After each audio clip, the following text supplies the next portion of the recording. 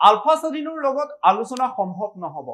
লোকসভা নিৰ্বাচনৰ পূৰ্বলৈকে আলফা স্বাধীনৰ সৈতে কথা বতৰা পাতি আছিল প্ৰতি মুহূৰ্তত বা প্ৰতিদিনে কথা বতৰা হয় কিন্তু লোকসভা নিৰ্বাচনৰ পাছত বা অৰ্থাৎ নিৰ্বাচনৰ পাছত আলফা স্বাধীনে ফোন কৰা নাই মোলৈ বা আলফা স্বাধীনৰ সৈতে কথা বতৰা পতা নাই তেওঁলোকৰ লগত আলোচনা এই কাৰণে সম্ভৱ নহব তেওঁলোকে দাবী কৰি আছে স্বাধীন সাৰ্বভৌমত্বৰ কথা কিন্তু আমি স্বাধীন দেশৰ নাগৰিক বা স্বাধীন ভাৰতৰ এটা অংশ তেনে ক্ষেত্ৰত আলফাই দাবী কৰা সাৰ্বভৌমত্বৰ কিয় প্ৰয়োজন সেই কাৰণে হয়তো আলোচনা হোৱা নাই যদিহে সাৰ্বভৌমত্ব ত্যাগ কৰি আলোচনাৰ মেজলৈ আহে আজিৰ মুহূৰ্তত এই মুহূৰ্তত অসম চৰকাৰ যিকোনো প্ৰকাৰে আলোচনাৰ বাবে সাজু হৈ আছে বুলি মন্তব্য কৰিলে এইবাৰ মুখ্যমন্ত্ৰী ইলেকশ্যনৰ পিছত মই কথা পাতা নাই ইলেকশ্যন আগলৈকেতো প্ৰতি 10-15 দিন এমাহত মই এবাৰ ফোনত কথা পাতিয়ে থাকোঁ গতিকে গুৰুত্ব আৰু মুখ্যমন্ত্ৰী আৰু তেওঁ কথা পাতে মাজে মাজে যেতিয়াই ফোন মোক কৰে মইতো কৰিব নোৱাৰোঁ মোক কৰিলে মই ফোন ধৰোৱে তেখেতে আলোচনাটো সাৰ্বভৌমত্ব বিচাৰে সাৰ্বভৌমত্বৰ আলোচনাটোতো হ'ব নোৱাৰে গতিকে আলোচনাত বাধা আছে কিন্তু কথা বতৰা পাতি থাকিলেতো শিলতো হে জানিব মইতো আজি বুলি ক'লে মোক যদি আজি কয় যে আজি এই মুহূৰ্তত আলোচনা হ'ব মই সব কাম বাদ দি আলোচনাত গুচি যাম কিন্তু আলোচনা কেতিয়া হ'ব সিদ্ধান্তটো আলফাই ল'ব লাগিব না এটাতো মই ল'ব নোৱাৰো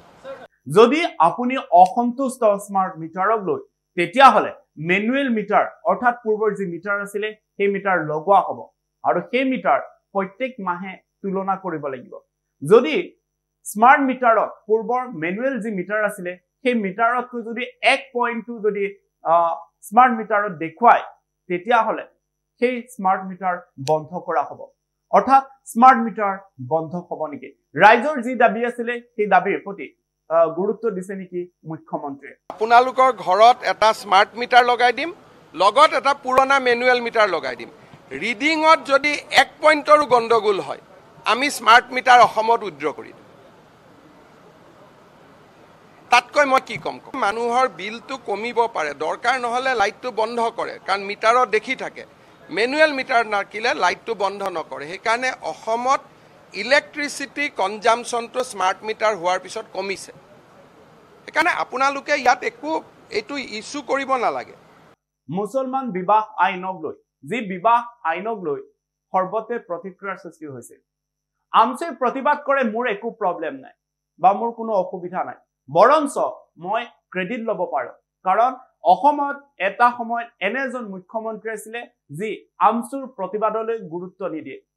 কাৰণ মুছলমান বিবাহ আইনৰ যি সংস্কাৰৰ ক্ষেত্ৰত যেনে ধৰণে অসম চৰকাৰে ব্যৱস্থা লৈছে সেই তেনে ধৰণে পূৰ্বে কেতিয়াও লোৱা নাছিল আৰু কেতিয়াও নলবও পাৰে হয়তো এনে ধৰণৰ চৰকাৰ এআই প্ৰথম এই মন্তব্য কৰিলে মুখ্যমন্ত্ৰী গৰাকীয়ে সুয়ে যিমানে প্ৰতিবাদ কৰে এটো মোৰ কাৰণে সাৰ্টিফিকেট তাৰমানে কৈ যাব যে অসমৰ মুখ্যমন্ত্ৰী এজন আছিল যে হি আমছুৰ লগত কাজিয়া লাগিছিল আমছুৰ লগত যুঁজিছিল সাৰেন্ডাৰ কৰা নাছিল মোৰ নামটো ইতিহাসত মই তেনেকৈ লিখি যাব বিচাৰো যে থাকা দিনাখনলৈকে বীৰৰ দৰে যুঁজি থাকিল তেনেকৈ মোৰ নামটো লিখি যাওক আৰু তেনেকৈ মোৰ নামটো লিখি থাকক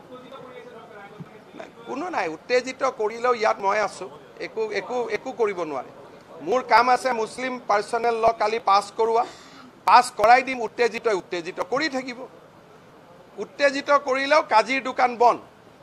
যিমানে উত্তেজিত নহওক কিয় এটা কামত লাগিছো যেটা তাক শেষ কৰিম